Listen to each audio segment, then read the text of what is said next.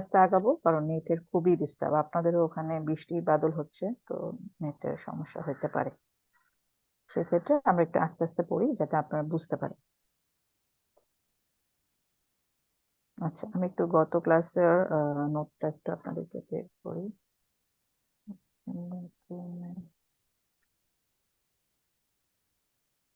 আচ্ছা, এটা তো দেখা যায় তাই না?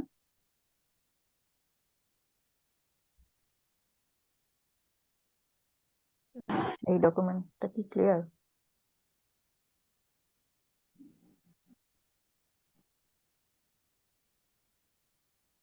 ডকুমেন্টটা কি ক্লিয়ার সবার কাছে? জি ম্যাম। আচ্ছা, থ্যাংক ইউ। আচ্ছা, আমরা যেটা কালকে কালকে লাস্ট শেষ করেছিলাম যে ওয়ান স্ট্রিম বাফার আর টু স্ট্রিম বাফার, ঠিক আছে? এখানে হচ্ছে আমরা আমাদের লাস্টটা কি বলে শেষ করছিলাম যে ওয়ান স্ট্রিম হলে একবারে ফরওয়ার্ড আর লেক্সিম একটাই থাকবে, আমরা একটা একটা একটা একটা করে পড়ে বাফার শেষ পর্যন্ত যাবো। আর টু স্ট্রিম হলে আমরা দুইটা বাফারকে একসাথে পড়তে থাকবো, ঠিক আছে? আচ্ছা, এখন দেখেন নতুন যে টপিকটা আজকে সেটা হচ্ছে সেন্টিনেল। সেন্টিনেলের যদি খুব ভালো বাংলা মিনিং করি তাহলে হচ্ছে প্রহরী। হ্যাঁ, আর ইংলিশে বলে হচ্ছে গার্ড। তো এখানে আমরা যে বাফারিংটা করছি, ইনপুট বাফারিংটা, এখানে আমরা একটা গার্ড ইউজ করব। নর্মালি আমরা আমাদের কি বলে পদ্ধতিটাকে যদি চিন্তা করি, কি করছি, দুইটা পয়েন্টার থাকছে, একটা হচ্ছে ফরওয়ার্ড পয়েন্টার, একটা হচ্ছে লেক্সিম পয়েন্টার। তো ফরওয়ার্ড পয়েন্টারটা মুভ অন করবে, আর লেক্সিম বিগিন পয়েন্টারটা ততক্ষণ পর্যন্ত মুভ অন করবে না যতক্ষণ পর্যন্ত আমি কোনো লেক্সিম পাচ্ছি না, তাই না? তো আমি কি করেছিলাম লাস্ট ক্লাসে, যে আমার ফরওয়ার্ড পয়েন্টারটাকে আমি শুরুতে রেখেছিলাম, লেক্সিম বিগিনটাকেও শুরুতে রেখেছিলাম। এন্ড ফরওয়ার্ডটাকে আমি মুভ করছি যতক্ষণ পর্যন্ত আমি কোনো ক্যারেক্টার পাচ্ছি যেটাকে দিয়ে আমি লেক্সিম বানাতে পারবো।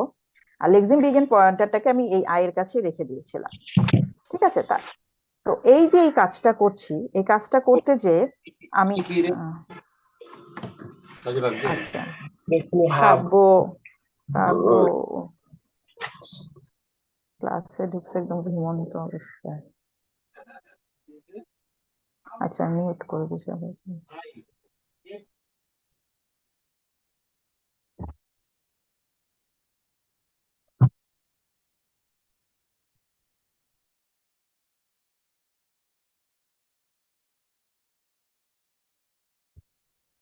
আচ্ছা, তো যেটা বলতেছিলাম যে আমরা যেরকম আগের যদি পদ্ধতিটাকে আমরা অনুসরণ করি তাহলে আমরা কি করছি, এক স্টেপ করে ফরওয়ার্ড কে মুভ করছিলাম, আর যখন একটা করে লেক্সিম পেয়ে যাচ্ছিলাম তখন লেক্সিম বিগিন পয়েন্টারটাকে ফরওয়ার্ড এর কাছে নিয়ে যাচ্ছিলাম।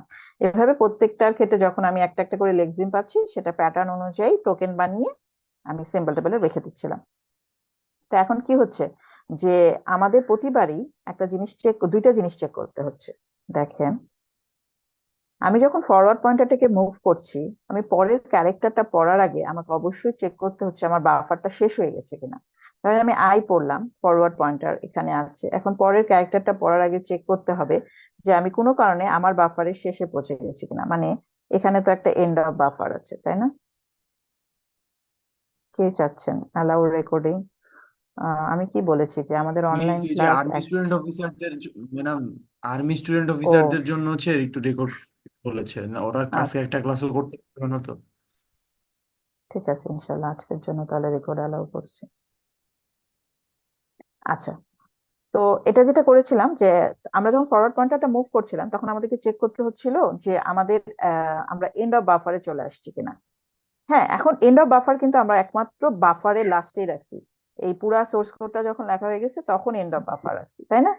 এখন হইতে পারে যে আমি ফার্স্ট বাফারের লাস্টে আছি, তা আমি ফার্স্ট আইদার আমি হাফের ফার্স্ট হাফের যে বাফারটা সেটার শেষে চলে আসছি, অথবা আমি একদম সেকেন্ড হাফের যে বাফার সেটাতে চলে আসছি। তো প্রতিবারই যখন আমি ফরওয়ার্ড পয়েন্টারটাকে মুভ করতে চাচ্ছি আমাকে দুইটা টেস্ট অবশ্যই করতে হচ্ছে যে আমি কোনো কারণে প্রথম বা সেকেন্ড হাফের বাফারের শেষে চলে আসছি কিনা। তাহলে আমরা যখন যদি এটার জন্য একটা কোড চিন্তা করি, তাহলে কোডটা আমরা কিভাবে লিখি, যে ফরওয়ার্ড পয়েন্টারটা মুভ করার আগে আমাকে চেক করতে হচ্ছে যে if forward pointer at the end of the first half.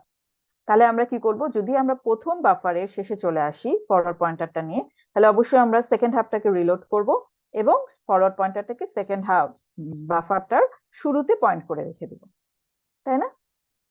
বুঝতে পেরেছি? এই জিনিসটা, যে ধরেন এইটা এরকম না, এই কোডটা সাপোজ ধরেন এখানে তো ফার্স্ট বাফারটা শেষ, রাইট, আই এর এখানে। তো ধরেন আপনি একটা ক্যারেক্টার পড়ছেন আই, তারপরে প্রথম বাফারটা শেষ হয়ে গেছে এখানে যখন আসছেন। তো আপনি বুঝলেন যে এই বাফারটা এখানে আসার আগে আপনি দেখলেন যে আপনার প্রথম বাফারটা শেষ, তখন আপনি কি করবেন, সেকেন্ড বাফারটাকে রিলোড করবেন অ্যান্ড ফরওয়ার্ড পয়েন্টটাকে সেকেন্ড বাফারের প্রথমে এসে পয়েন্ট আউট করবেন, রাইট? আচ্ছা, এখন ধরেন এই জায়গাতে যখন আমরা আছি, তখন আমাকে এই চেকিংটা হলো, কোনো কারণে আমার ফরওয়ার্ড পয়েন্টার সেকেন্ড বাফারটা শেষ করা, ধরেন সেকেন্ড বাফারটা রিড করা শেষ, এখন আমি সেকেন্ড বাফারের শেষে চলে আসছি, তখন কি করতে হবে, আবার ফার্স্ট বাফারকে রিলোড করতে হবে, আবার আমার ফরওয়ার্ড পয়েন্টটাকে একদম ইনিশিয়ালি নিয়ে যেতে হবে। তো এই যে দুইটা চেকিং করছি প্রতিবার ফরওয়ার্ড পয়েন্টারকে ফরওয়ার্ড করার আগে, তখন আমার দুইটা চেকিং আসতেছে, আইদার প্রথম বাফারটা শেষ আমাকে সেকেন্ড বাফার রিলোড করতে হবে, অথবা সেকেন্ড বাফার শেষ আমাকে ফার্স্ট বাফার রিলোড করতে হবে। এটা কিন্তু ফরওয়ার্ড পয়েন্টারটাকে এক ধাপ আগানোর আগে দুইটা চেকিং করতে হচ্ছে, ঠিক আছে? এখন আমি ভাবতেছি বাবারে, আমার কাছে প্রতিবারই ফরওয়ার্ড পয়েন্টার আগে যদি আমি দুইটা চেকিং বারবার করতে থাকি, এটা আমার জন্য সময় সাপেক্ষ হয়ে যাচ্ছে।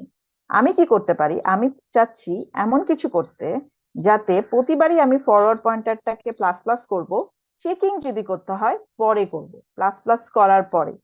এতে কি সুবিধাটা হবে দেখেন, এই যে দেখেন, it takes two test for each advance of the forward pointer, মানে আমি যদি প্রতিবার ফরওয়ার্ড পয়েন্টারটাকে এক ধাপ আগানোর আগে দুইবার চেক করি, তো আমার কাছে জিনিসটা খুব মানে মনে হচ্ছে যে সময় সাপেক্ষ হয়ে যাচ্ছে, যে এটা আমি আগে ফরওয়ার্ড পয়েন্টার চেকিং করা বাদ দিয়ে, মানে ফরওয়ার্ড পয়েন্টারকে প্লাস প্লাস করার আগেই আমি হচ্ছে দুইটা চেকিং, বারবার দুইটা চেকিং আমাকে করতে হচ্ছে প্রতিবারই, যতবারই ফরওয়ার্ড চেকিং ফরওয়ার্ডকে এক ধাপ বাড়াচ্ছি প্রতিবারই আমাকে দুইটা চেকিং করে আসতে হচ্ছে।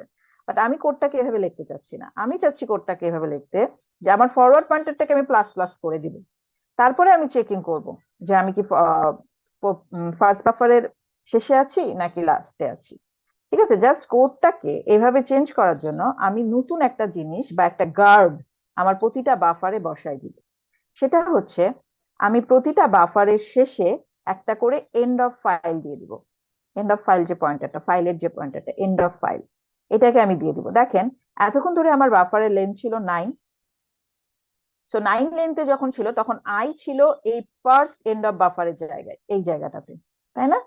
কিন্তু যখন আমি end of buffer, sorry and of file এইটাকে ফার্স্ট বাফারের শেষে দিয়ে দিলাম, তাহলে 9th লেন্থের মধ্যে একটা জায়গা আমার এন্ড অফ ফাইল পয়েন্টারটা নিয়ে নিল।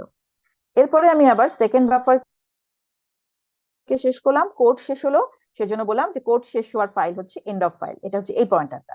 তারপরে আমার এই বাফারটা ফুল হয়নি, সেকেন্ড বাফারটা ফুল হয়নি, যেহেতু সেকেন্ড বাফারটা ফুল হয়নি তার লাস্টে যে আবার একটা এন্ড অফ ফাইল দিয়ে দিলাম। তো মোদ্দা কথা হচ্ছে আমি কোড লেখার আগে, সোর্স কোড লেখার আগে আমি শুরুতেই এরকম সাপোজ ধরেন 18 লেন্থের একটা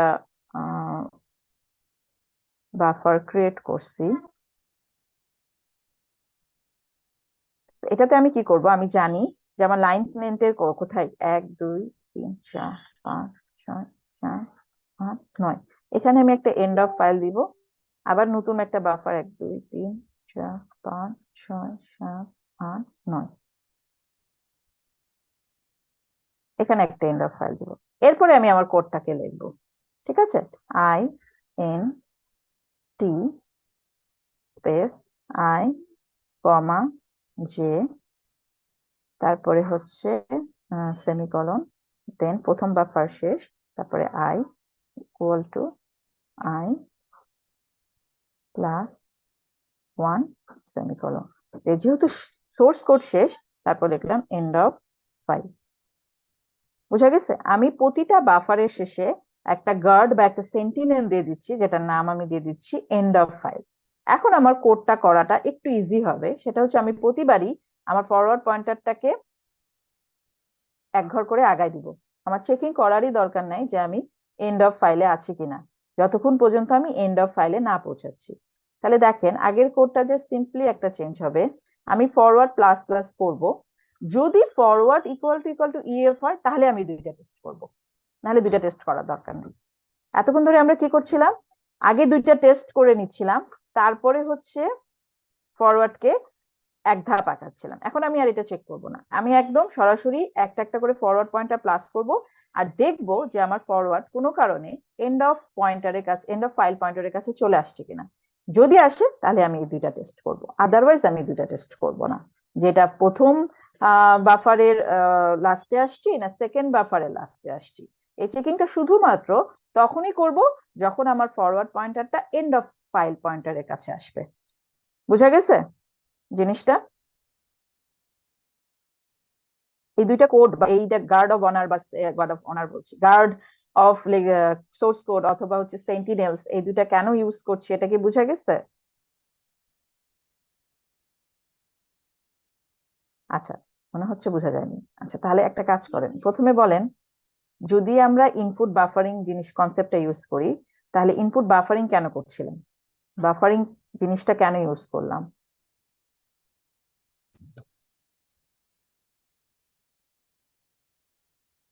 ম্যাডাম ফাস্ট করার জন্য।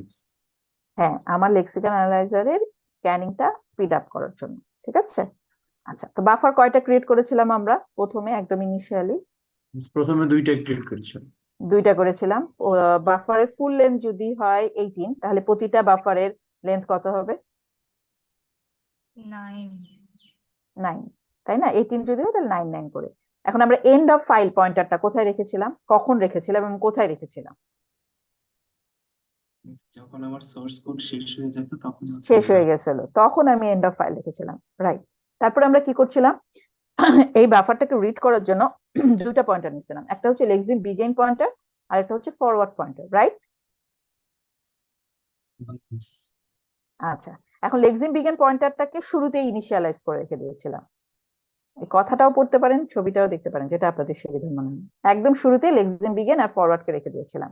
তারপর লেক্সিম বিগিনকে কতক্ষণ পর্যন্ত মুভ করব না? যতক্ষণ পর্যন্ত ফরওয়ার্ডে স্পেস বা এরকম কিছু পাবো যতক্ষণ পর্যন্ত না। কোনো লেক্সিম পেয়ে না যাচ্ছে ফরওয়ার্ড পয়েন্টারটা। ঠিক আছে, মানে কোনো স্পেস, সেমিকোলন, কোলন বা নিউ লাইন বা আদার্স অন্য কোনো ডেলিমিটার পেয়ে যাচ্ছে, ততক্ষণ পর্যন্ত লেক্সিম বিগিনকে মুভ অন করবো না। তাহলে ফরওয়ার্ড পয়েন্টার প্রথমে আই এর কাছে যাবে, তারপর এন এর কাছে যাবে, তারপর টি এর কাছে যাবে, দেন একটা স্পেস পাবে এবং আই এন টি কে সে প্যাটার্নটা কোন প্যাটার্নের সাথে ম্যাচ করে পাবে, কিওয়ার্ড আই এর পরে এন পরে টি, এই পুরো সিকোয়েন্সটা পাবে। তখন এটাকে একটা সে লেক্সিম বানাবে, দেন এটার জন্য একটা টোকেন জেনারেট করে সিম্বল টেবিলে রাখবে। তারপরে হচ্ছে আমি লেক্সিম বিগিনকে কোথায় মুভ অন করব?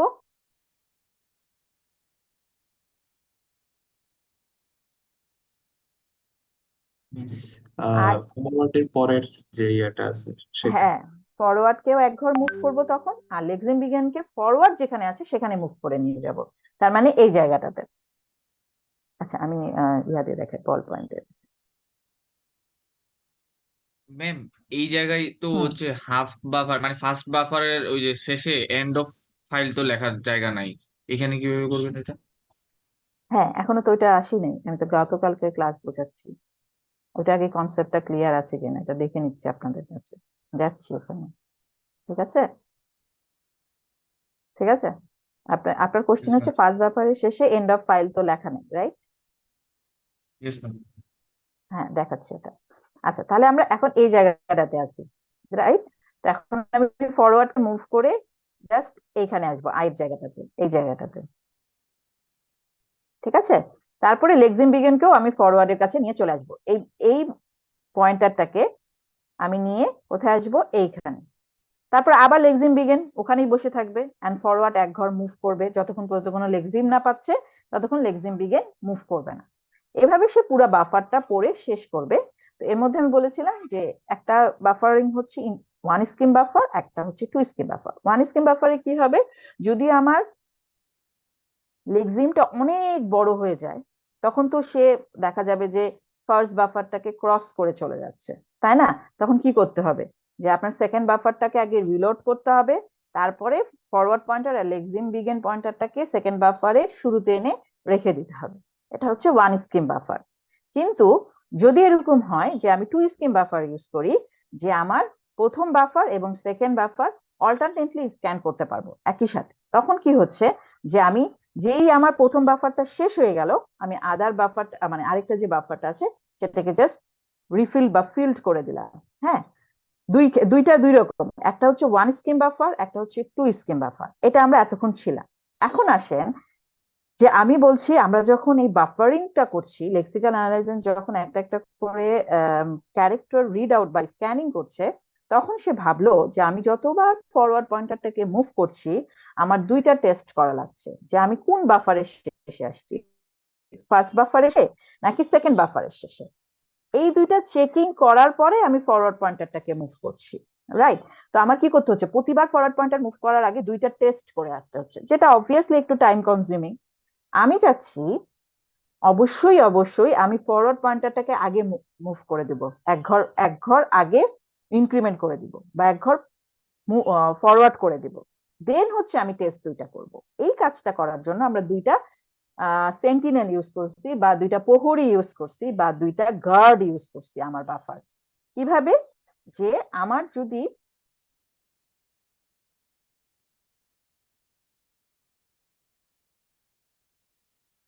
পুরা বাফারটা লেন্থ এরকম, না এটা ওয়ান স্কিম এবং টু স্কিম দুইটা বাফারের জন্য সেন্টিনেলটা ইউজ করার। আচ্ছা আসেন, ওয়ান স্কিম বাফার কি বুঝান, পরেই বুঝান, জান আমার কথা বুঝেন নাই ধরে নিন, পরে বুঝান।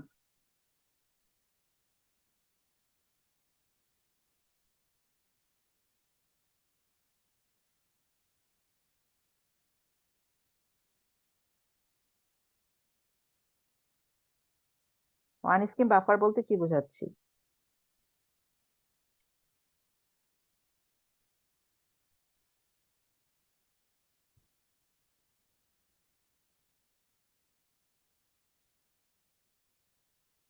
তমাল, অ্যান্সার করতে হবে, অ্যান্সার না করলে তো কনসেপ্ট ক্লিয়ার হবে না। হ্যাঁ বলো।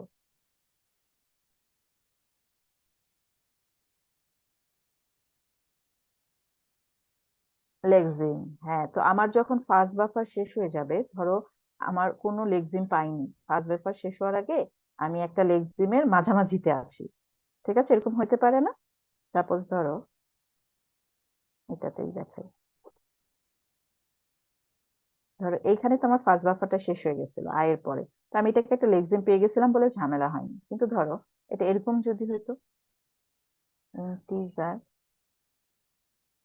কে, এরকম হইতে পারতো না?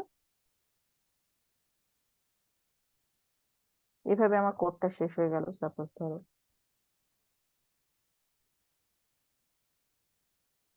এরকম ভাবে হইতে পারতো না? আমার ফার্স্ট বাফার শেষ হয়েছে কোথায়? এই আয়ের পরে, ঠিক আছে? যখন ফার্স্ট বাফার শেষ হয়ে যাবে তখন কি করবা? ওয়ান স্কিম বাফারে তখন কি করবা?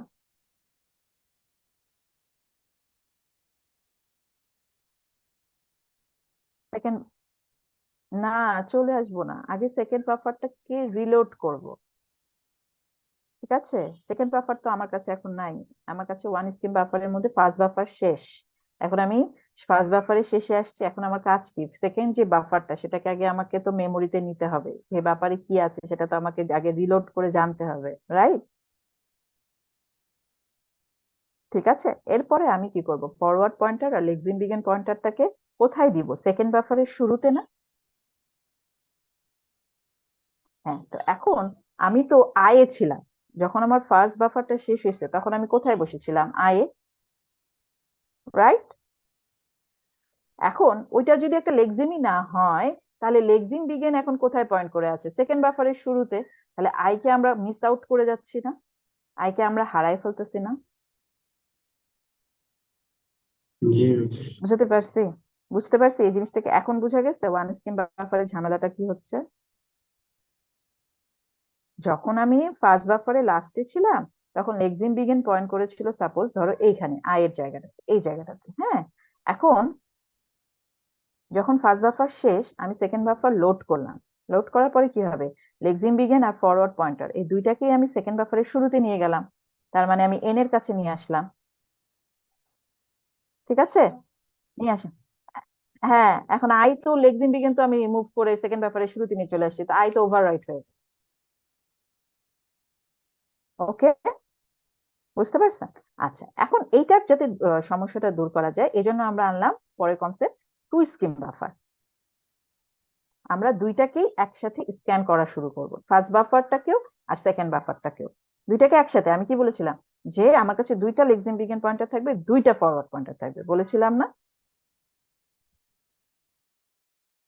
তো যখনই আমি সেকেন্ড কারেন্ট বাফারটা সাপোজ ধরেন শেষ করে দিচ্ছি, তো আমার তো সেকেন্ড বাফারটা লোড করার আর দরকার নাই। আমার কাছে সেকেন্ড বাফারের জন্য একটা ফরওয়ার্ড পয়েন্টার আছে, একটা লেক্সিম বিগিন পয়েন্টার আছে, আর ফার্স্ট বাফারের শেষে একটা লেক্সিম বিগিন পয়েন্ট করে আছে। তো আমার কাছে যখন এরকম দুইটা বাফারের স্কিম এসে যাচ্ছে, তখন আমি কি করছি, ফার্স্ট বাফারের একদম এন্ডে লেক্সিম বিগিন পয়েন্ট করে আছে, ফরওয়ার্ড পয়েন্ট করে আছে। তো আমার কাজ শেষ, আমার জাস্ট ফার্স্ট বাফারটা শেষ হয়ে গেছে। তখন আমি কি করছি, সেকেন্ড বাফারের জন্য জাস্ট ফরওয়ার্ড পয়েন্টারটাকে মুভ করে দিব, লেক্সিম বিগিন আমার আইতেই বসে থাকবে। বুঝা গেছে?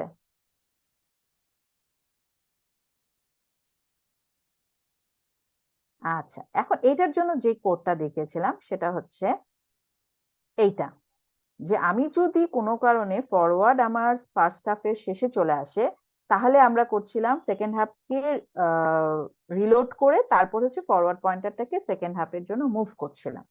ঠিক আছে? এটার জন্য টু স্কিম বাফার। এখন ধরেন আমি যে কি করছি, এই যে টু স্কিম বাফারে প্রতিবার দেখা যাচ্ছে ফরওয়ার্ড পয়েন্টারটাকে এক ঘর মুভ করার আগে আমাকে দুইটা টেস্ট অবশ্যই করে আসতে হচ্ছে। সেটা হচ্ছে আমি কি ফার্স্ট বাফারের শেষে চলে আসছি, অথবা আমি কি সেকেন্ড বাফারের শেষে চলে আসছি। ক্লিয়ার? এখন এটা আমার কাছে মনে হচ্ছে যে আমি একটা ফরওয়ার্ড পয়েন্টারকে জাস্ট এক ঘর মুভ করার জন্য কেন আগেই দুইটা টেস্ট করতে যাব। আমি ফরওয়ার্ডটাকে মুভ করে দিই, তারপরে দুইটা টেস্ট করি। ঠিক আছে? এটা আমি চাচ্ছি যে ফরওয়ার্ডটাকে আমি এক ঘর মুভ করে দিয়ে দুইটা টেস্ট করব। নর্মাল সি কোডে যেটা হয় যে আমি আগে ইনক্রিমেন্ট করব তারপর টেস্ট করব। এর জন্য যেটা আমরা করলাম, সেন্টিনেল ইউজ করলাম বা গার্ড ইউজ করলাম, যে প্রতি বাফারের শেষে একটা করে এন্ড অফ ফাইল দিয়ে দিলাম। দেখেন, ফার্স্ট বাফারের শেষে এন্ড অফ ফাইলও দিয়ে দিছি, সেকেন্ড বাফারে একদম শেষে এন্ড অফ ফাইল দিয়ে দিচ্ছি। আর এই যে এই এন্ড অফ ফাইলটা, যেটা এই এন্ড অফ ফাইল, এটা কিসের এন্ড অফ ফাইল? বাফার কিসের? মিস বাফার যে শেষ বাফার শেষ না, ফাইলের মানে সোর্স কোডটা যে শেষ হয়েছে। বাফার আচ্ছা শেষে তো আমি দিয়ে দিছি, বাফার শেষের এন্ড অফ ফাইল হচ্ছে এইটা একটা, ফার্স্ট হাফের, আর সেকেন্ড হাফের হচ্ছে এইটা। আর এই এন্ড অফ ফাইলটা হচ্ছে আমার সোর্স কোড যে শেষ সোর্স হয়ে গেছে কোডের সেটা। হ্যাঁ। আচ্ছা, এখন তাহলে আপনি কি করতে পারবেন, আপনি জাস্ট ইজিলি যেরকম আমরা সি কোডে করব, প্রথমেই ফরওয়ার্ড পয়েন্টারটাকে মুভ করে দিব এক ঘর, করার পরে আমি চেকিং করব আমি কি কোনো এন্ড অফ ফাইলে পৌঁছাইছি কিনা। যদি কোনো ভাবে এন্ড অফ ফাইলে পৌঁছায়, তাহলে এটা কি ফার্স্ট বাফারের এন্ড অফ ফাইল। যদি ফার্স্ট বাফারের এন্ড অফ ফাইল হয়, তাহলে সেকেন্ড বাফার রিলোড করব। যদি এটা ফার্স্ট বাফারের এন্ড অফ ফাইল না হয়, তাহলে কি এটা সেকেন্ড বাফারের এন্ড অফ ফাইল। যদি সেকেন্ড বাফারের এন্ড অফ ফাইল হয়, তাহলে আবার ফার্স্ট বাফার রিলোড করব। ঠিক আছে? আর যদি এটা দুইটাই কোনোটা না হয়, তাহলে কি এটা সোর্স কোডের এন্ড অফ ফাইল। তার মানে আমার লেক্সিক্যাল অ্যানালাইসিস এর কাজ শেষ। বুঝা গেছে? বুঝতে কি পেরেছি?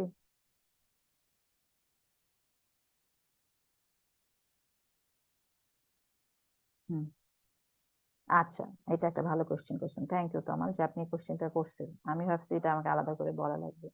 দেখেন, আমি এখানে 18 লেন্থের একটা বাফার ইউজ করছি, তাই না?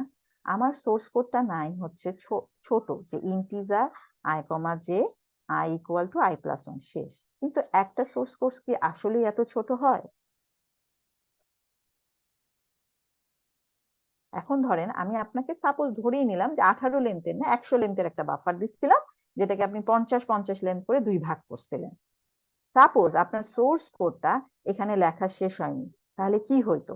ধরেন যে ফুল সোর্স কোডটা আপনার কাছে আছে, তাহলে ফুল সোর্স কোডটা কি লেখা শেষ হইতো এই 18 লেন্থের ফুল বাফারটাতে? হইতো না, তাই না? হয়তো কি, ধরেন আপনার কাছে একটা 100 লেন্থের একটা বড় সোর্স কোড আছে, তখন 18 লেন্থের বাফারে এটা লিখে শেষ করতে পারতেন না, পারতেন? তখন এই এন্ড অফ ফাইলটা কি থাকতো? থাকতো না। তখন থাকতো I equal to I plus 1, J equal to suppose ধরেন জে ইকুয়াল টু 10, তাই তো? জে ইকুয়াল টু 10, এই যে 10 তারপরে সেমিকলন, এটা তো আমি আর লিখতে পারলাম না, কিন্তু আমি সেকেন্ড বাফারের শেষে চলে আসছি। তখন আমি কি করব? সোর্স কোডটা ধরেন এরকম, integer I comma J I equal to I plus 1 J equal to 10। ঠিক আছে, এটা হচ্ছে আপনার ফুল সোর্স কোড ধরে নেন। এখন এটাকে আমি দিছি 18 লেন্থের একটা বাফার, যেটা প্রতিটার পোর্শন প্রতিটা লেন্থ হচ্ছে, প্রতিটা বাফারের লেন্থ হচ্ছে 9 লেন্থ করে। এখন আমি সোর্স কোডটাকে এখানে সেট করছি, ইন্টিজার সেট করতে পারছি space I comma J semicolon, তারপর যেহেতু ফার্স্ট বাফারের শেষ তাই এন্ড অফ ফাইল দিছি, তারপর আবার শুরু করছি সোর্স কোডটা I equal to I plus 1 semicolon, তারপরে দিলাম জে ইকুয়াল টু, এখন কি দিয়া বাকি আছে? হ্যাঁ, রাইট, নতুন করে আমার আবার দুইটা বাফারকে ক্রিয়েট করা লাগবে। বুঝা গেছে? তখন আমি কাকে দিতে পারবো? 10 আর সেমিকলন। তো পরের বাফারটা কিভাবে হইতো? পরের বাফারটা এভাবে হতো না, দেখেন। এটা হচ্ছে 18 আর এটা হচ্ছে 1। তখন পরের বাফারটা কিভাবে আসতো? 10 সরি ইকুয়াল টু 10, হ্যাঁ, তারপরে হচ্ছে সেমিকলন, দেন এখানে আমি লিখতাম এন্ড অফ ফাইল। আর 9 লেন্থ কোথায় শেষ হচ্ছে? 1 2 3 4 5 6 7 8 9। এটা হচ্ছে ফার্স্ট বাফারের এন্ড অফ ফাইল, আর এটা হচ্ছে লাস্ট বাফারের এন্ড অফ ফাইল। এভাবে লিখতাম না? জি মিস। হ্যাঁ, তাহলে ওই যে তমাল কোশ্চেনটা করলেন যে ম্যাডাম সেকেন্ড বাফার শেষ হয়ে গেলে আবার কেন ফার্স্ট বাফার লোড করব, এটা কি উত্তর পেয়েছেন? আচ্ছা, এখন মিস দেখেন যখন তাহলে আপনি এটা আবার হচ্ছে আমার নতুন একটা বাফারে হচ্ছে এটা রিলোড করতে হবে। হ্যাঁ হ্যাঁ হ্যাঁ, আমার যতটুকু কোড নিয়ে কাজ করা শেষ হয়ে গেল, ওটার জন্য তো লেক্সিন জেনারেট হয়ে গেল, টেপয়েন্ট বানানো হয়ে গেল। এখন আমি চলে আসছি বাফার শেষ, তাহলে কি আমার তো কোড শেষ হয়নি, বাফার শেষ হয়েছে, কোড শেষ হয়নি। কারণ ওই কোডটাকে আবার বাফারে বসানোর জন্য আবার ফার্স্ট হাফটাকে রিলোড করা লাগছে। ঠিক আছে, করে আমি আবার কোডটাকে বসায় বসে একটা করে লেক্সিন জেনারেট করে লেক্সিন বানাই, টোকেন জেনারেট করব। এখন দেখেন এখানে যখন সোর্স কোড শেষ, তখন মানে কি আপনার তো কোডই শেষ, আপনার কি আর ফার্স্ট বাফারে মুভ করার দরকার আছে, মুভ অন করার? No miss. এই যে এখানে তাহলে কোন শর্তটা কাজ করছে? এখানে শর্তটা কাজ করছে এন্ড অফ ইনপুট। তো আমার লেক্সিক্যাল অ্যানালাইসিস এর কাজ শেষ। বুঝতে পেরেছি পুরো প্রসেসটা? জি মিস। আচ্ছা, এখন আর কারো কোনো ডাউট আছে ইনপুট বাফারিং বা সেন্টিনেলস, বা কিভাবে ওয়ান স্ট্রিম বাফার রিড করে, কিভাবে টু স্ট্রিম বাফার রিড করে, কেন সেন্টিনেল ইউজ করলাম?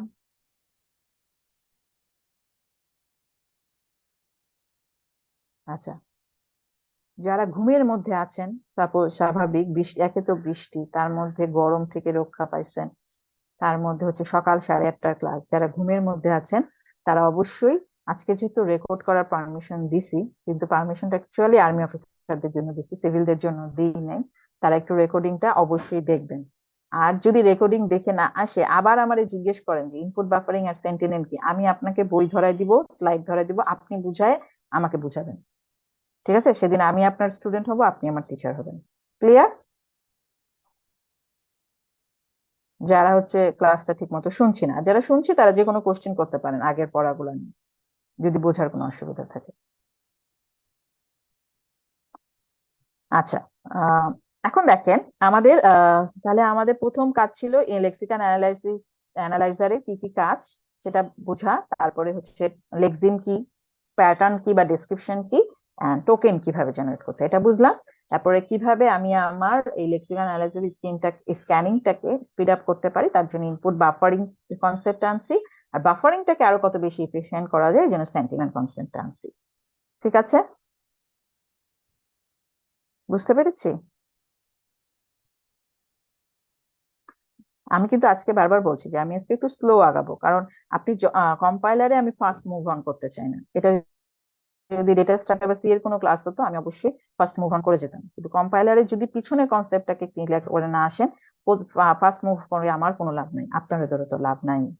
আমি মুভ অন করে আপনাদের ক্ষতি করতে চাই না। তো যদি কারো কোনো বোঝার অসুবিধা থাকে অবশ্যই আমাকে এখনই বলতে পারেন, পরেও বলতে পারেন, কোনো সমস্যা নেই। হ্যাঁ, কিন্তু সেক্ষেত্রে আমাকেও বুঝতে হবে আপনি কতটুকু বুঝে আসছেন, নাকি কোনো কিছু না বুঝে এসে আমাকে প্রশ্ন করছেন। সাপোজ ম্যাডাম সেন্টিনেল কি, এই ধরনের কোশ্চেন করলে মানে আপনি কিছুই পড়ে আসেন নাই, আপনি জাস্ট আমার কাছে থেকে আবার সেকেন্ড টাইম বুঝতে আসছেন। এই ধরনের কোশ্চেন যাতে না হয়, বুঝাইতে পারেন যে ম্যাডাম ওয়ান স্কিম ব্যাপারটা বুঝছি, কিন্তু এই জায়গাটায় আপনি কি বলেছিলেন বা আমি রেকর্ডিংটা শুনেছি বুঝতে পারি। এই ধরনের কোশ্চেন একসেপ্টেড, কিন্তু একদম সরাসরি ম্যাডাম ইনপুট বাফারিং কি, সেন্টিনেল কি, এই ধরনের কোশ্চেন করলে দ্যাট মিনস আপনি রেকর্ডিংও শুনেন নাই, ক্লাস নোটও ফলো করেন নাই, আমার ক্লাসও ফলো করেন নাই। এই ধরনের কোশ্চেন করলে সেদিন আপনি আমার টিচার হয়ে যাবেন, আমি আপনাকে কোশ্চেন করবো বসে বসে। ওকে, আচ্ছা। তো কম্পাইলারের যেহেতু এখন দেখেন আমরা তো আস্তে আস্তে ল্যাবটাকে বোঝার চেষ্টা করবো, তাই না? ল্যাবে আমরা যখন ইমপ্লিমেন্টেশনে যাব তখন আমাদেরকে থিওরির অনেক কনসেপ্ট ইউজ করতে হবে। তো অবভিয়াসলি থিওরিটাকে আমরা ক্লিয়ার করেই আগাবো, কারো যেন মনে কোনো ডাউট না থাকে যে এই জিনিসটা থিওরিতে বুঝি নাই, তাহলে কিন্তু ল্যাবে যায় আবার সেম কোশ্চেন করবে, এন্ড জিনিয়া ম্যাডাম বা অনন্যা ম্যাডাম বলবে এটা তো থিওরিতে বোঝানো হয়েছে, তাহলে আপনি কি বুঝে আসলেন? ঠিক আছে, এই ধরনের যেন সিচুয়েশন ক্রিয়েট না হয়। আচ্ছা, এখন আসেন টোকেন। টোকেনটাকে রিকগনিশন করতে হবে। কি ধরনের টোকেন? তো এখানে দেখেন 3 ধরনের এক্সাম্পল দিছে। একটা হচ্ছে স্টেটমেন্ট, এটা আমি শিওর যে আপনারা মনে হয় থিওরি অফ কম্পিটিশনে দেখে আসছেন এই ধরনের টোকেন গুলাকে। আচ্ছা, একটা হচ্ছে স্টেটমেন্ট। একটা স্টেটমেন্ট আমরা কোনটাকে বলি? ধরেন এই যে এখানে যে লিখলাম ইন্টিজার আই কমা যে সেমিকোলন, এটা কি একটা স্টেটমেন্ট?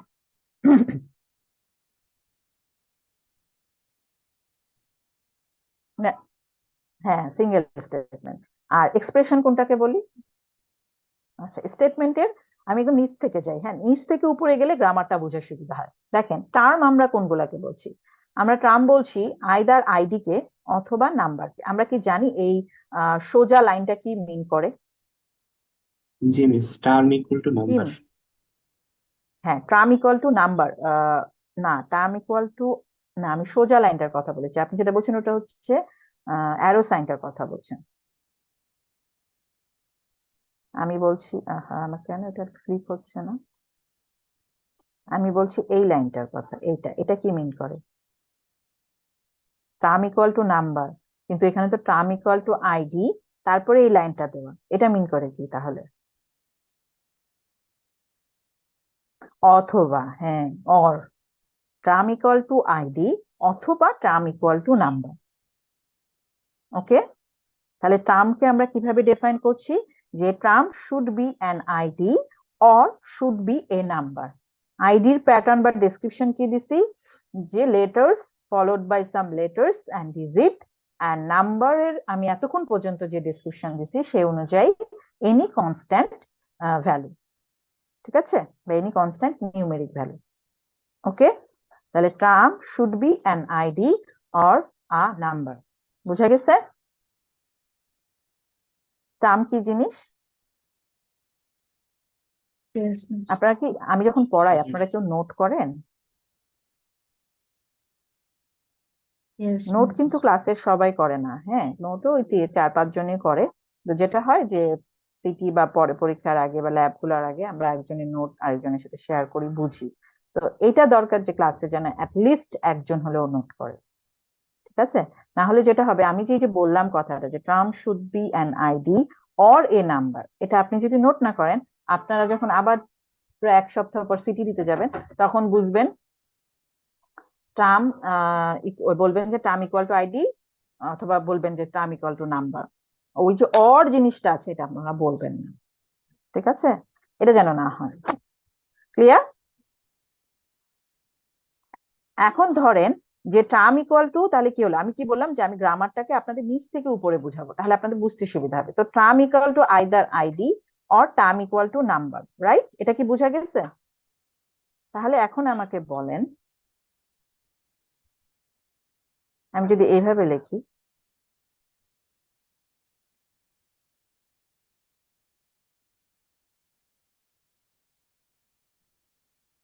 হ্যাঁ, টার্ম বলতে আমি টি লিখলাম, হ্যাঁ, টি।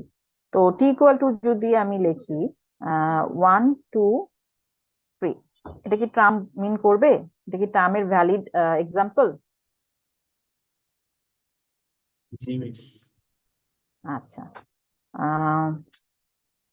এ বি 1 2, এটা কি টার্মের ভ্যালিড এক্সাম্পল?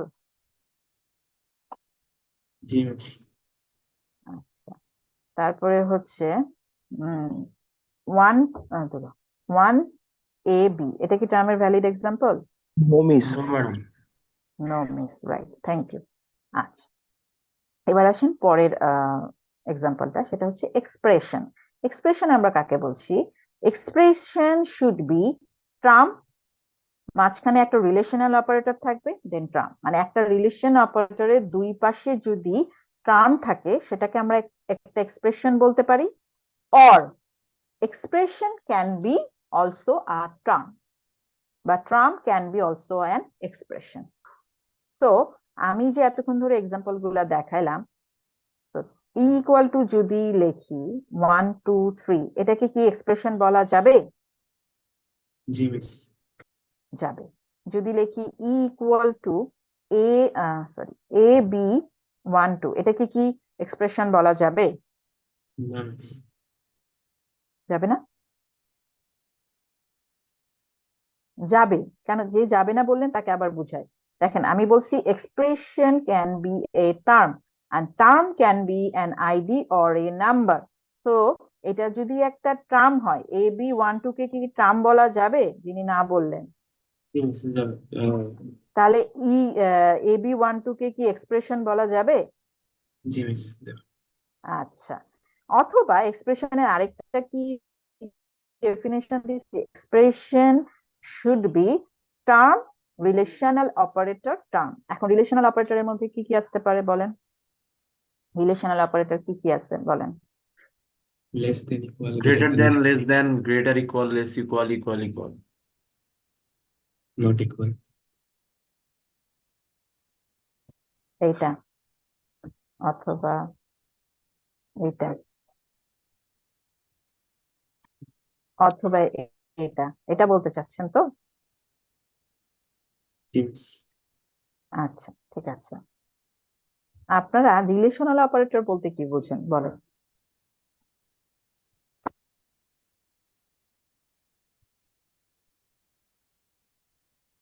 এই তো, হ্যাঁ, রিলেশনাল অপারেটর বলতে কি বোঝেন? মিস দুইটা অপারেন্ডের মাঝখানে কম্পারিজন করে। আচ্ছা, শুধু কম্পারিজনকে রিলেশনাল অপারেটর বলি?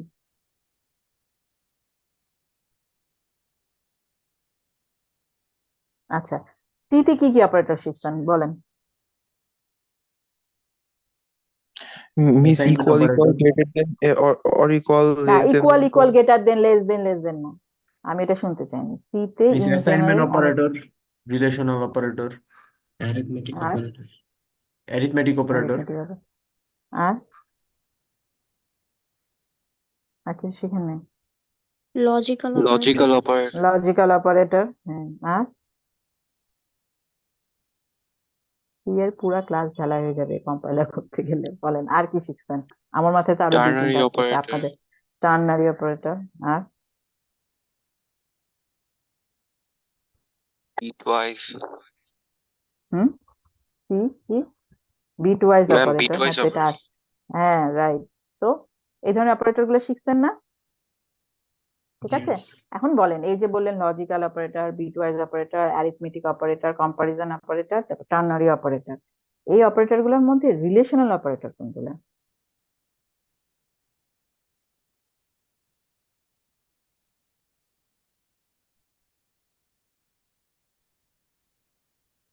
Is equal, anyone? equal, less than equal, greater than equal. আচ্ছা, আর লজিক্যাল অপারেটর, অ্যারিথমেটিক অপারেটর, এগুলো ওগুলো কোনো রিলেশন নেই ওদের মধ্যে, তাই না?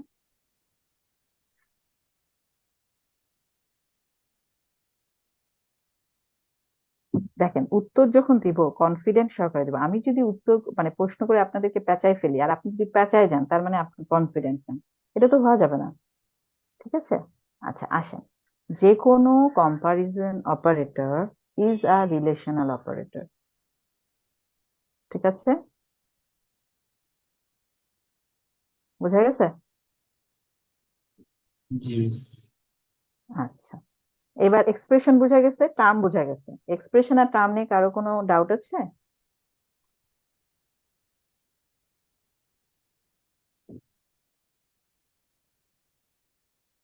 কারো কোনো ডাউট আছে এক্সপ্রেশন আর টার্ম নিয়ে? মিস আচ্ছা, এবার আমরা স্টেটমেন্ট শিখি। দেখেন, স্টেটমেন্ট মানেই হচ্ছে if else. If expression is true then statement, অথবা if expression is true then statement else statement, অথবা শুধু একটা এমটি সেটও একটা স্টেটমেন্ট। কি বললাম? If expression is true then statement, এই পুরাটা একটা statement. Okay, if expression then statement else statement, এটা পুরাটা একটা স্টেটমেন্ট, অথবা শুধু একটা এমটি সেটও একটা স্টেটমেন্ট। ক্লিয়ার? জি মিস। আচ্ছা, এখন যদি এটাকে একদম শর্টকাটে লিখি, আমরা যেরকম থিওরি অফ কম্পিটিশনেই মনে হয় এটাকে শর্টকাটে লিখতাম, আপনাদের মনে আছে কিনা? আমার তো কিছু কিছু মনে পড়ে, যদিও আমি থিওরি অফ কম্পিটিশন অনেকদিন পড়াই না। সেটা হচ্ছে ইফ ই দেন এস,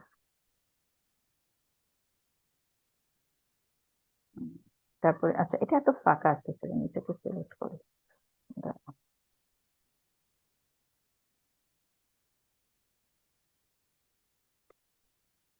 হুম, অথবা if E then S else S, অথবা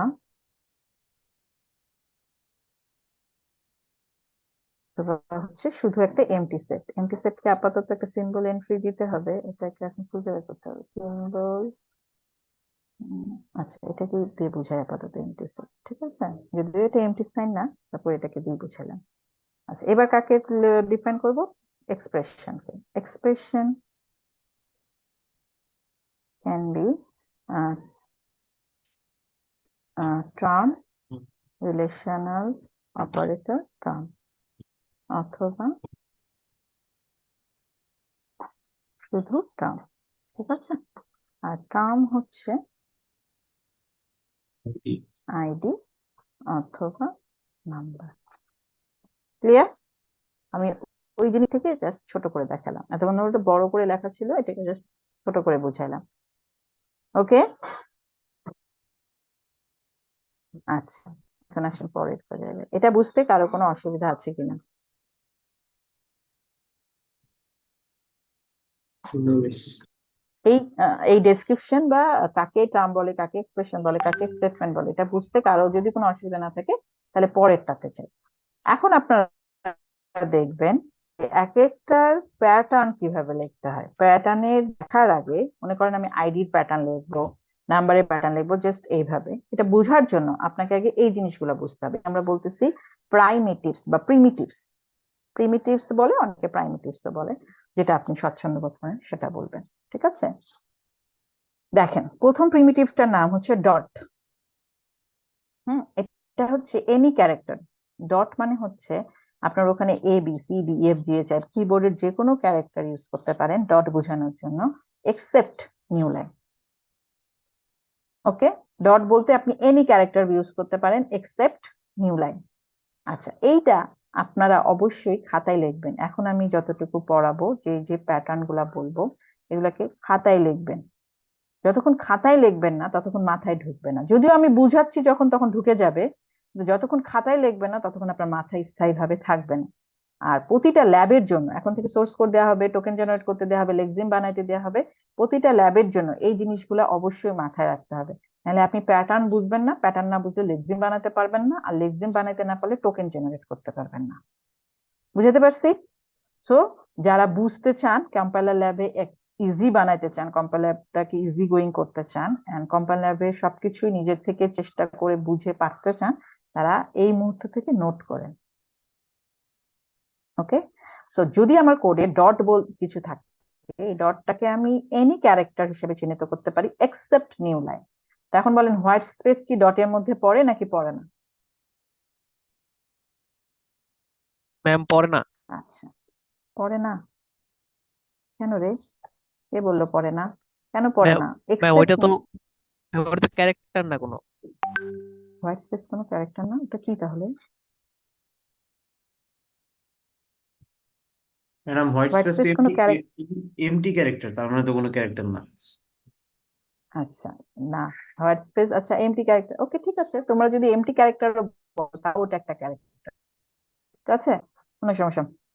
এক্স্যাক্টলি, দাঁড়াও, যদি আমরা সিতে হোয়াইট স্পেস লিখি কিভাবে লিখি, কারণ আমি হ্যাঁ আমি ক্যারেক্টার হবে রাইট, কারণ সিঙ্গেল কোটেশন দিয়ে লেখা যায়। এক্স্যাক্টলি। থ্যাংক ইউ, যে এই উত্তরটা দিল, কে দিল আমি জানি না, সুমাইয়া মনে হয় দিছে, গলা শুনে মনে হলো। জি তো আমার ব্যাটারি ইজ রানিং লো। এখন একটা যেটা করতে হবে, চার্জে দিতে হবে। চার্জে, আচ্ছা হ্যাঁ, অবভিয়াসলি ওটা একটা সিঙ্গেল ক্যারেক্টার, কারণ আমি যখন কোনো কিছুর সাথে চেকিং করতে চাই যেটা একটা সিঙ্গেল ক্যারেক্টার কিনা, সাপোজ ধরেন এস একটা ক্যারেক্টার, এটাকে আমরা যখন চেকিং করি এভাবে করি না, সিঙ্গেল ক্যারেক্টারের মধ্যে একটা স্পেস যেভাবে আরে আমার কোটেশনটা আসতেছে না কেন, উল্টা কোটেশনটা আসে না কেন? সাপোজ ধরেন এইভাবে লিখি না, একটা স্পেস দিয়ে, যে এসে আসলে একটা স্পেস পড়ছে কিনা এটা চেকিংটা করি না, তাহলে এটাকে তো একটা সিঙ্গেল কোটেশনের মধ্যে রাখতেছি, তাহলে তো এটা একটা ক্যারেক্টার। যে বললেন যে হোয়াইট স্পেস একটা ক্যারেক্টার না, তাকে উত্তরটা দিচ্ছি। বা যারা বুঝেন নাই যে হোয়াইট স্পেস কেন একটা ক্যারেক্টার, এটা কি ক্লিয়ার এখন? Clear ma'am.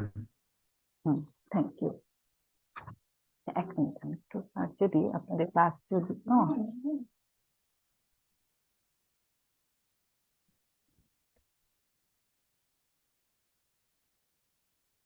আচ্ছা, আপনারা একটু ব্রেক নেন, 9:30-এ আবার রিস্টার্ট করি, কারণ আমার চার্জ দিতে হবে।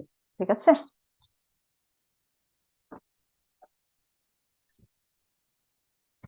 মিস। আপনারা 10 মিনিটের ব্রেক নিন।